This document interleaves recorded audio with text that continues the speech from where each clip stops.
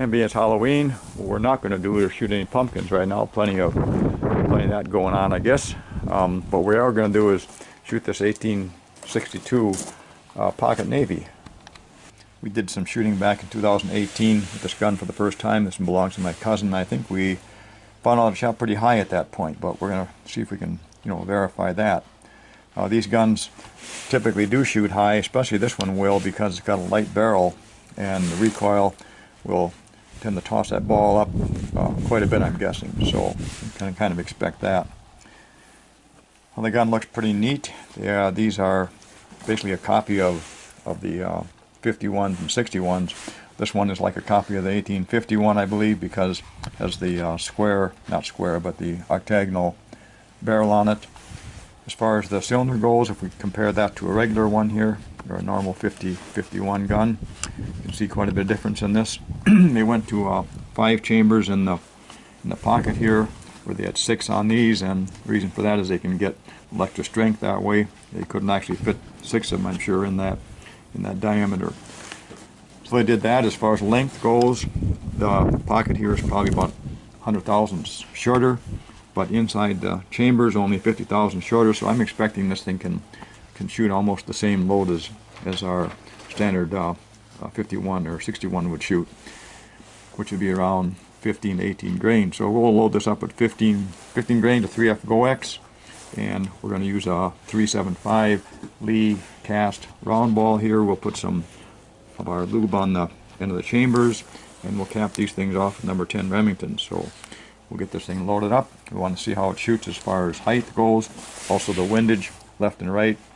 See how this thing is set up, because we don't have a lot of choice on these guns as far as sight adjustments. These things are pretty fixed the way they come from the factory. So we'll see how high it shoots, and we'll also see how the windage shoots left and right.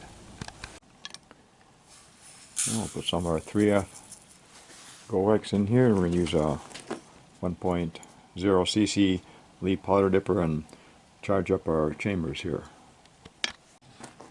I'm going to use a funnel to get the powder down in there to make sure you haven't got any granules hanging up on the sides. And we can't use our loading device here, so we're going to have to load this up more traditional with the actual loading lever in the gun. I'll do a visual check, make sure our chambers are all powdered up, and with 15 grains in there, we actually could have had room for probably another couple of grains in there. There would be no problem with the ball. It'll clear here easily with 15. Might even be able to go 17, maybe even 18 or 19. I had a little trouble getting that first one to start here, but I think, yeah, things are better now. That worked out all right. Let's try the next one in there. I had to push those down a little bit with the finger. Okay, that's number 2.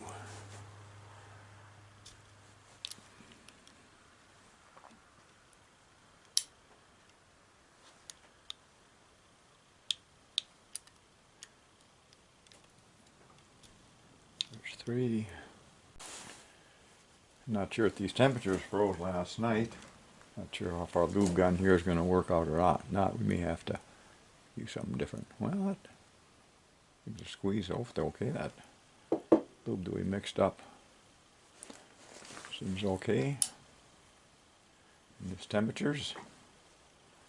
We'll get some of that on each of the chambers here. Doesn't work out quite as neat with this as it does when you actually have the cylinder out of the gun. You can get that in there a lot easier. But this is working out. See, just a little bit of a ring lead that was shaved. These chambers here are pretty nicely beveled, so we won't get a lot of that.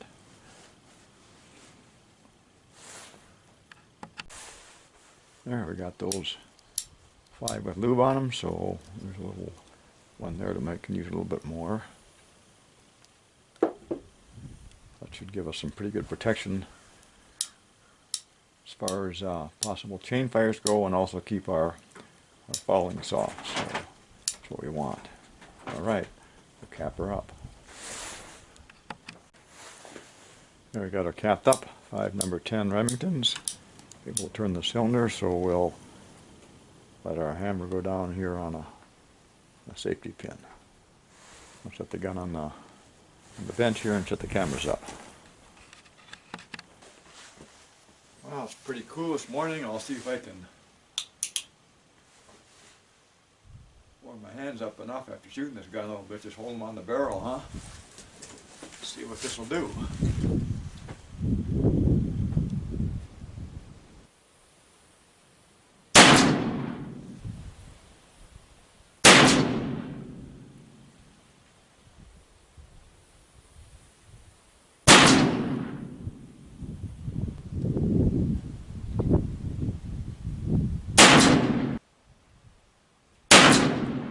Alright, got 5 downrange.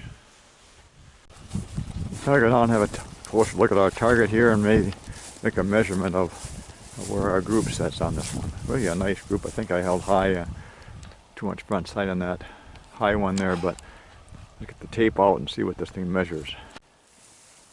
Okay, with our tape, here's what we've got. Group measuring 12.5, 13 inches above our point of aim for 21 yards. Well, we got a target set up down there, and now kind of we know where this gun shoots, so we'll see if we can score some points on that target.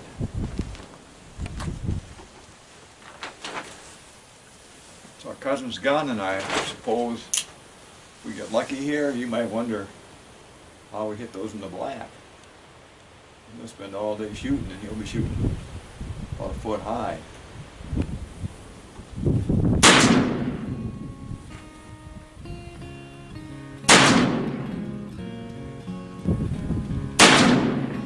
Wind is strong enough so it's almost blowing my gun.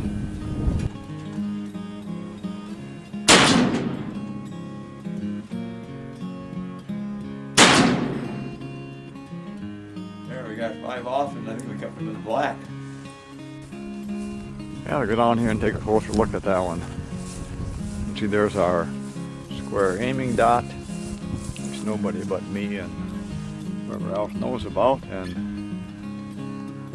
our target there. Pretty well surrounded the X, huh?